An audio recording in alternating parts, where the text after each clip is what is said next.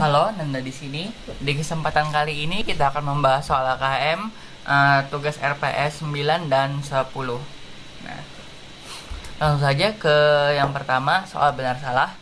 Yang nomor 1, jika dalam modifikasi kontrak tidak ditemukan adanya separate performance obligation, maka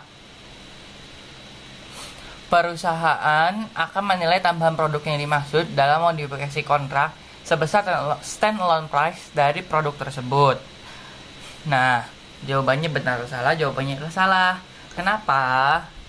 Karena kontrak tidak terpisah menggunakan harga jual yang tidak standalone selling price. Nih, kalau misal modifikasi yang perlu membuat kontrak baru, maka tambahan produk itu ditandai dengan harga jual beli sendiri, standalone selling price.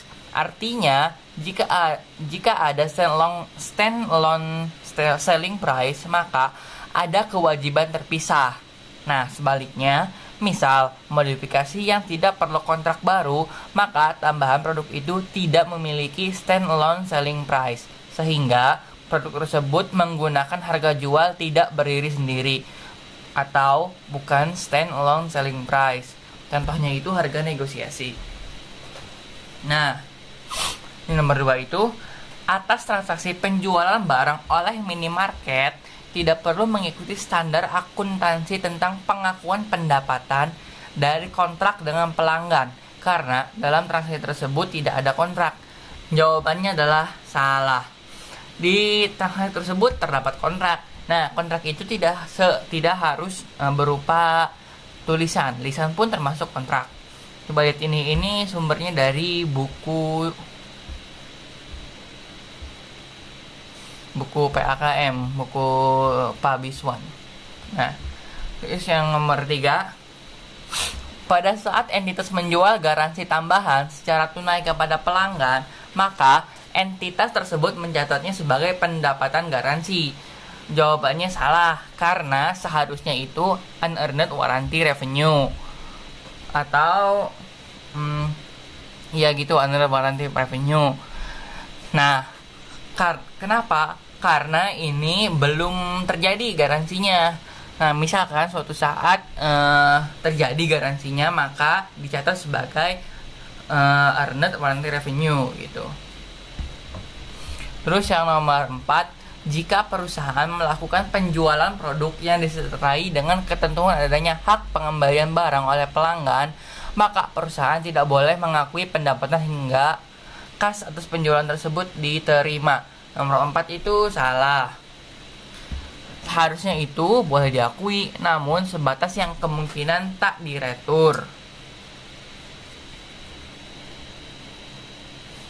Terusnya yang nomor 5, jika dalam modifikasi kontrak tidak ditemukan adanya separate performance obligation, maka perusahaan akan menilai tambahan produk yang dimaksud dalam modifikasi kontrak sebesar standalone price dari produk tersebut. Jawabannya adalah salah. Itu sama kayak, soalnya kan sama kayak yang soal nomor 1. Jadi langsung aja ke nomor 6. Langkah pertama dalam proses pengakuan pendapatan adalah mengidentifikasi kewajiban pelaksanaan yang terpisah dalam kontrak. Salah, karena seharusnya mengidentifikasi kontrak. Apakah kontrak tersebut eksis atau tidak. Yang nomor 7, sebuah perusahaan hanya dapat memenuhi kewajiban kinerjanya pada satu titik waktu. Wah, ini jelas salah. Seharusnya perusahaan dapat memenuhi kewajiban kinerjanya pada titik waktu tertentu dan atau sepanjang waktu tertentu, atau disebutnya overtime gitu. Yang nomor 8 itu, perusahaan tidak harus mengalokasikan harga transaksi ke lebih dari satu kewajiban pelaksanaan dalam satu kontrak. Jawabannya salah, karena seharusnya itu harus. Nah, jadi perusahaan itu harus mengalokasikan harga transaksi ke lebih dari satu kewajiban menggunakan standalone selling price masing-masing kewajiban kinerja tersebut. Nah, sekarang nomor 9, kewajiban kinerja atau performance obligation adalah jaminan tertulis dalam kontrak untuk menyediakan produk atau layanan kepada pelanggan. Jawabannya adalah salah. Kenapa? Karena nggak harus tertulis.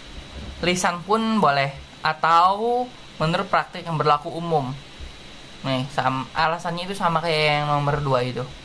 Terus yang nomor 10, Akun konstruksi dalam proses merupakan salah satu akun yang digunakan dalam pengakuan pendapatan lewat waktu atau overtime.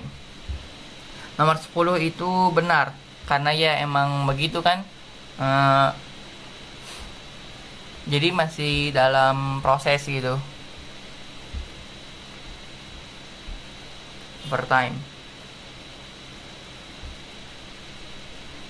Nah,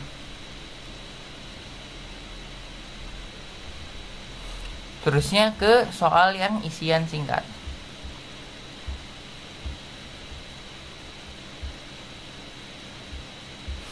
Pada tanggal 15 Agustus 2020, toko Matahari berhasil menjual barang konsinyasi milik PT Sepatu Baru senilai 10 juta. Atas konsinyasi ini, toko Matahari berhak mendapat komisi 5%. Atas transaksi ini, toko Matahari akan mengkreditnya itu payable to consignor senilai 10 juta, nilai 10 ininya. Cuman kalau ini kan waktu transaksi ininya penjualannya. Nah, kalau pelaporannya itu berarti dia mengkredit commission revenue sebesar 500.000. 500.000 itu 5% dikali 10 juta dan cash sebesar 9.500.000. Itu kalau pas pelaporannya. Sedangkan ini kan pas penjualannya. Kalau penjualannya mah payable consignor 10 juta gitu kreditnya.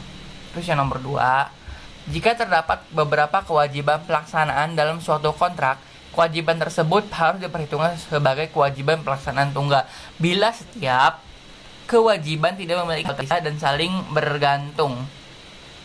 Atau kewajibannya tidak memiliki harga jual terpisah dan saling bergantung itu harus diperhitungkan sebagai kewajiban pelaksanaan tunggal. Terus sedangkan kalau misalkan tidak saling bergantung dan memiliki harga jual terpisah, maka ya enggak diperhitungkan sebagai kewajiban pelaksanaan tunggal gitu. Terus yang 3, imbalan tunai diakui dan diukur sebesar nilai wajar non tunai yang diterima. Ini kayaknya udah jelas ya. Nomor 4, ketika seorang pelanggan membeli produk tetapi produk tersebut belum siap untuk pengiriman, ini disebut sebagai bill and hold agreement. Terusnya yang nomor 5, dalam kontrak dengan unsur pembiayaan, harga transaksi diukur berdasarkan nomor 5 itu berdasarkan yang dimaksud dengan pembiayaan itu NOx. Jadi kan adanya times value of money, makanya kita menggunakan present value notes yang diterima. Harga transaksi ditentukan dari harga wajar barang atau dari present value notes yang diterima. Nah,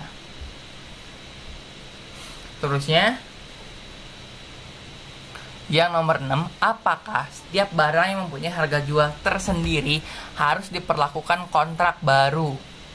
Nomor 6 jawabannya adalah itu iya, syarat kontrak harga jual terpisah dan atau penambahan barang atau jasa dapat dibedakan. Itu udah dijelasin di soal 1 yang benar atau salah. Yang nomor 7, bagaimana pencatatan akuntansi ketika sudah menerima pembayaran dari pelanggan namun belum melaksanakan performance obligation-nya, yaitu mendebit akun cash dan mengkredit akun contract liability. Nah, bisa juga mengkredit akun unearned revenue gitu, sama aja.